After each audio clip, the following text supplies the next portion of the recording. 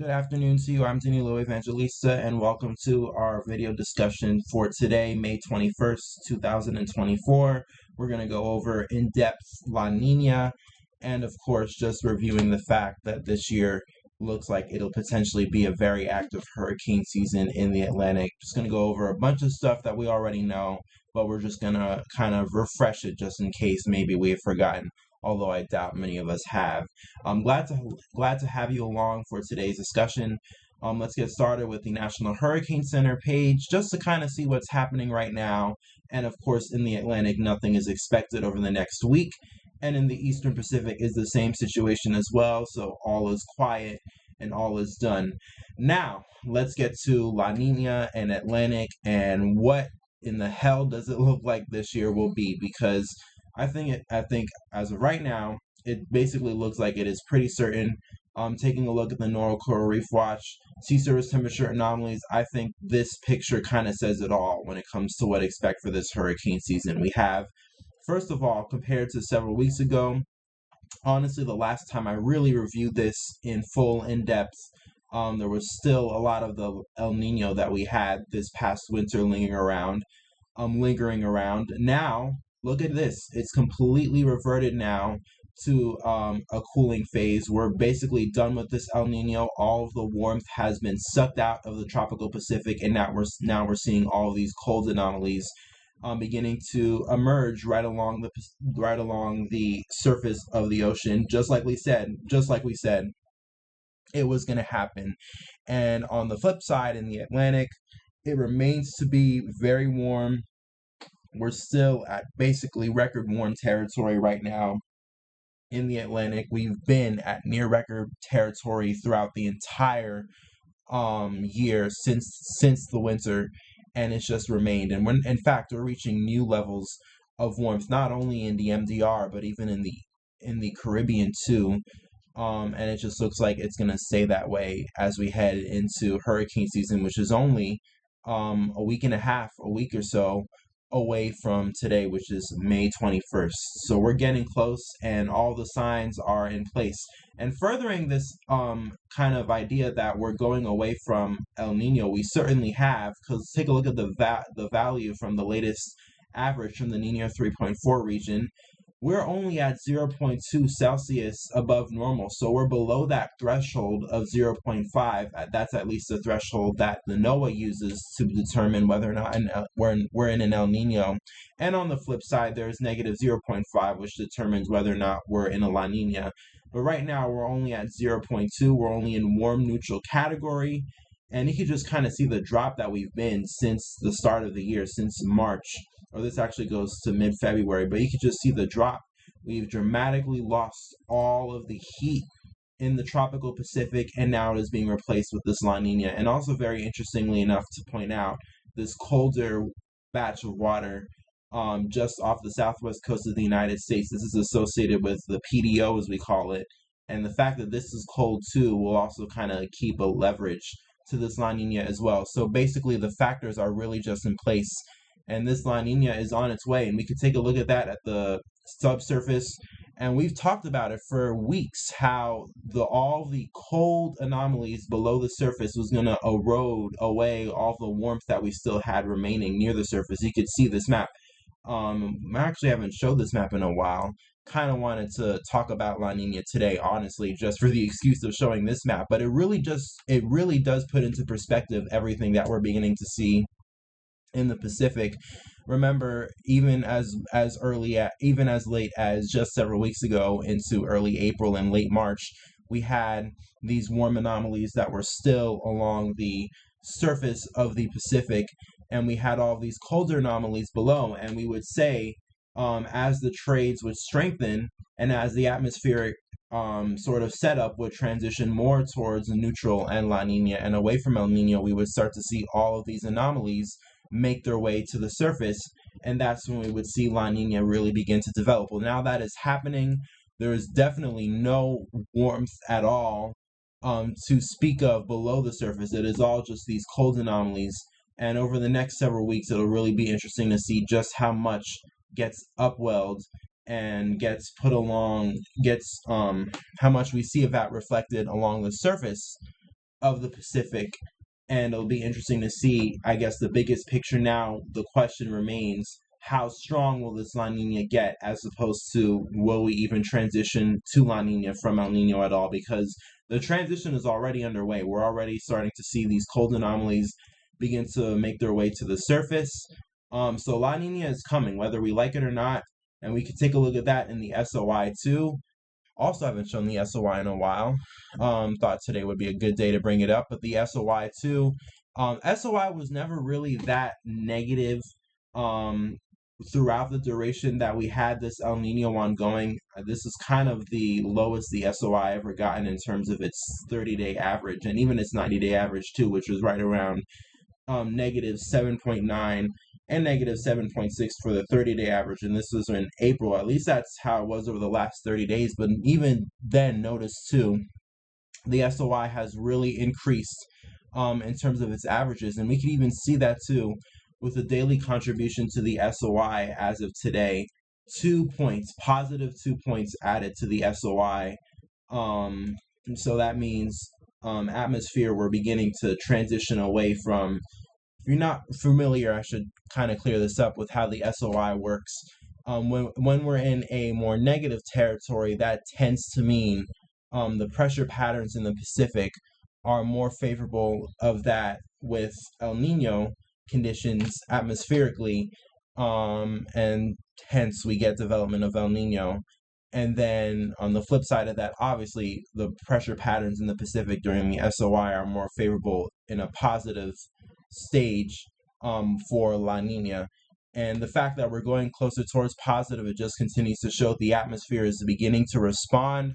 We're starting to see more response that we will get a La Nina indeed. And we could even see that not only with the daily contribution too, but look at all these daily points from basically the last several weeks. We even have some positive 15s in here. So very strong positive daily points that we're starting to get. And it just goes to show the atmosphere is beginning to respond very strongly in favor of this incoming La Nina. And we'll take a look at the trade winds too. This is the zonal wind anomalies along the Pacific. And just notice this too. This is for the equatorial Pacific too. These greens here, these represent trades. And I think we talked about this a lot earlier in the year when we still kind of had these oranges, which were the westerly wind bursts ongoing across the tropical Pacific, which is why the El Nino was able to hold on for some time earlier on in the year, whereas opposed to now we're starting to see all of these blues and these greens, which represents trade winds, at least on this graph. Other graphs, it just shows straight blue, but we're starting to see trade winds increase in the Pacific. And even look, as we go out into time, more trades are expected for at least the next 2 weeks or so into June, and we don't have any of these major oranges showing up on the zonal wind anomaly maps in the Pacific, which basically means, in turn, there will be no major westerly wind bursts along the equatorial Pacific, and as long as that happens, La Nina conditions will be able to continue to strengthen, and we'll probably see this La Nina that we have along the equatorial Pacific already developing advance further west. The whole Pacific will probably cool down, and what that means for the Atlantic, well, it's not really that much of a pretty picture, because even people continue to talk about it to this day. Today we have Jeff Buradelli, I think that's how you say the last name. It's a very long last name. Sorry if I butcher that in any way at all.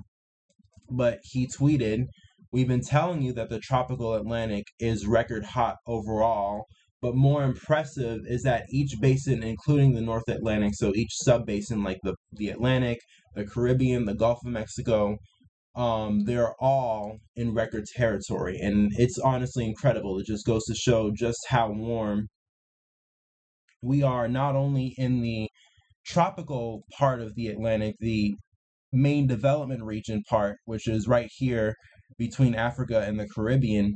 We're not only record there, but he's also saying we're record basically everywhere else where it matters. We're record in the tropical Atlantic, or this is the general North Atlantic.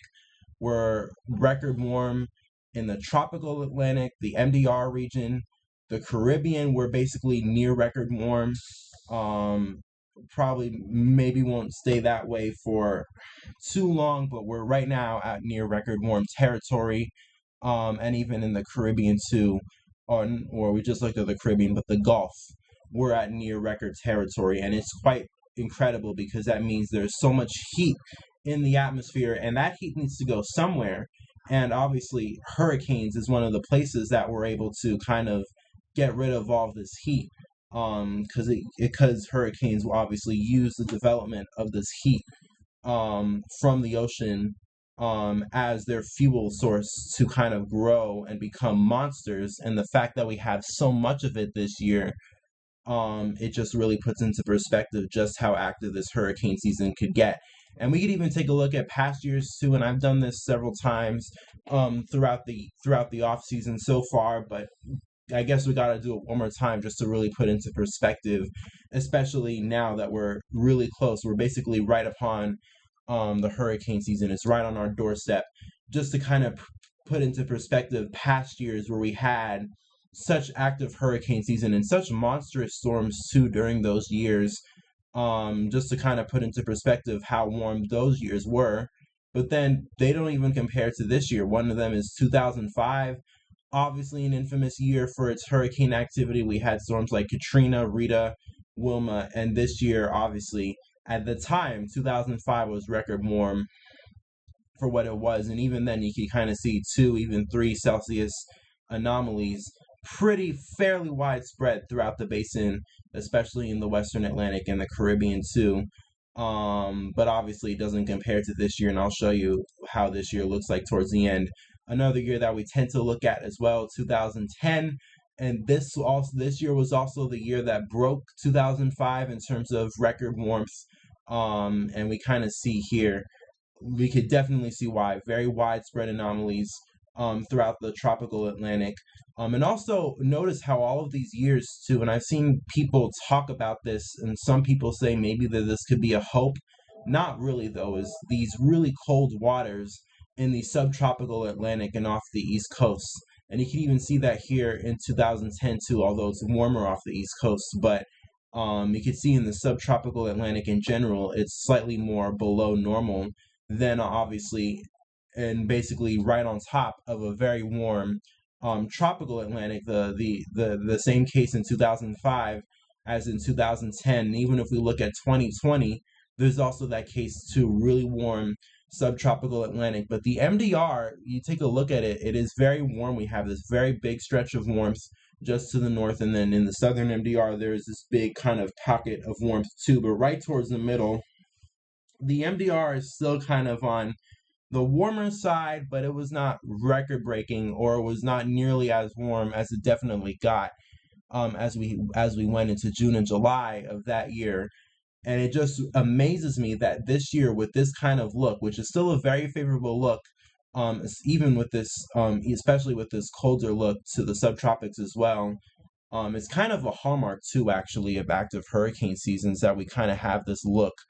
But the fact that the 2020 looks like this, and then if we compare it to 2024, this year, I mean, just look at that in comparison to all these years, 2010 and even 05, and look at that compared to this year.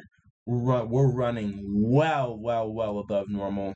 It is incredible. It kind of just puts into perspective just how much heat there is in the atmosphere, and not even how much heat there is in the Atlantic specifically, but obviously globally there's so much heat because of this El Nino that we had over the past winter. But it really was able to focus itself in the Atlantic, especially in the Atlantic deep tropics, and it's all going to be, and how it's going to get all exhausted out, especially that we have a La Nina incoming, will definitely be through hurricanes this year. This is just too favorable of a look, I should say, for us not to have a very active hurricane season, especially when you compare that to how 2020 looks. You just gotta wonder if 2020 was able to look like this and produce 30 named storms, and this year is twice the warmth of that, basically, not even twice the warmth, quadruple times the warmth of 2020 that we saw from then to now, and also with the developing La Nina too that 2020 had at this point as well. You just gotta wonder if 2020 was able to produce 30 named storms, then what in the hell is this year gonna produce? It's very much of a thing that a lot of people are thinking about, and we'll certainly be able to maybe hopefully answer that question in the next several weeks as we see hurricane season roll in, which is it is once again basically right upon us. And just to go over the forecasts really quickly, kind of supply an abundant supply of extremely active hurricane season forecasts all across the board, because all of these forecasting companies like the Weather Channel, North Carolina State University, Colorado State University, even Tropical Storm Risk, or maybe even some place like University of Arizona. And I actually need to check this source too, because I haven't seen this source before. But just all across the board, you see numbers like 23, 26, some going really aggressive, like University of Pennsylvania. We went over this several weeks ago, but they go 33 storms as well. They're all across the board and indicating that this year will be a super duper active hurricane season. There's really no escaping it at this point, and it kind of just goes into perspective that to show that everybody is latching on to the signals that this year is providing, especially when we have an Atlantic that is this warm. Everybody is latching onto these signals, and it is basically a given at this point. And I could say that personally, I think it is a given that we will at least have an above normal hurricane season to some degree.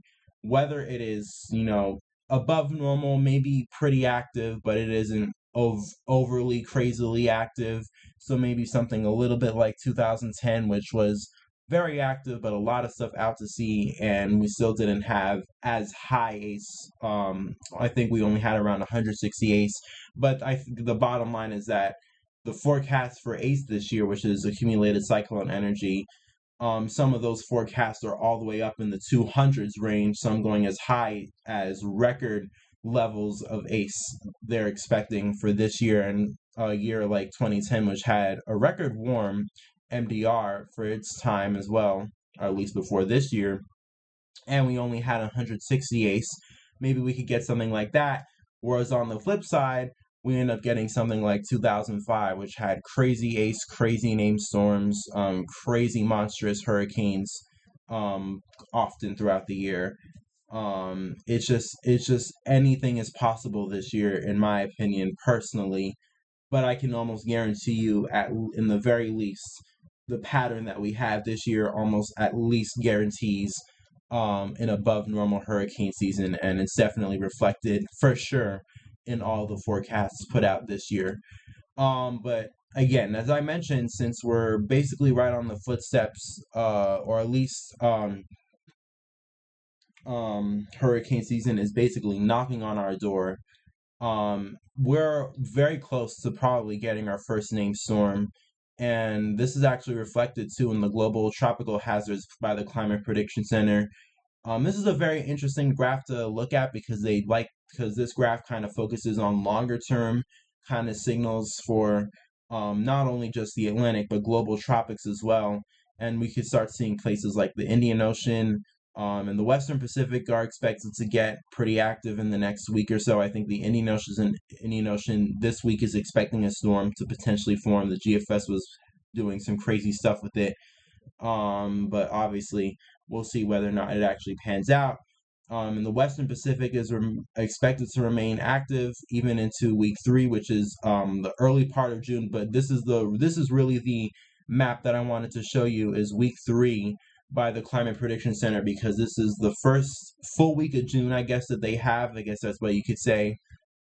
This is the first full week of June that they show.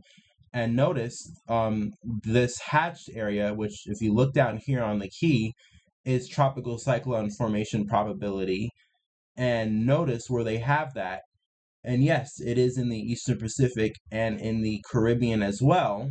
And that falls right in line with early June, which is the start of the Atlantic hurricane season as well. And I guess this really puts into more interests in the Caribbean, and it falls in line a lot with what we've been saying over the last several days, that it looks like we could have a more favorable window come into the Atlantic by potentially the start of June.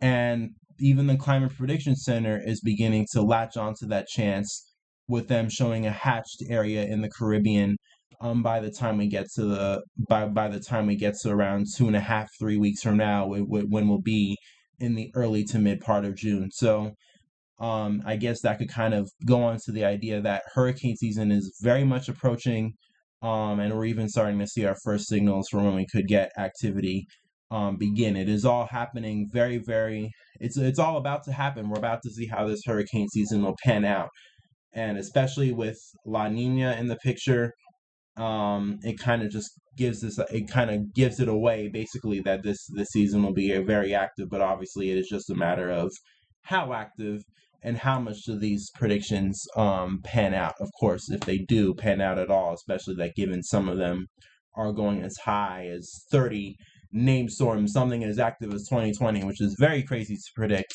But maybe these people might as well be onto something, especially when we have the setup that we have right now, just weeks away from hurricane season. With that being said, though, I'm going to close it off for today's video. Like, comment, subscribe. Hope you enjoyed. Really encourage you, if you also share this with other family and friends to help keep our community growing, would really appreciate it. With that being said, stay safe, peace, love, and kindness to all, and definitely expect another video tomorrow.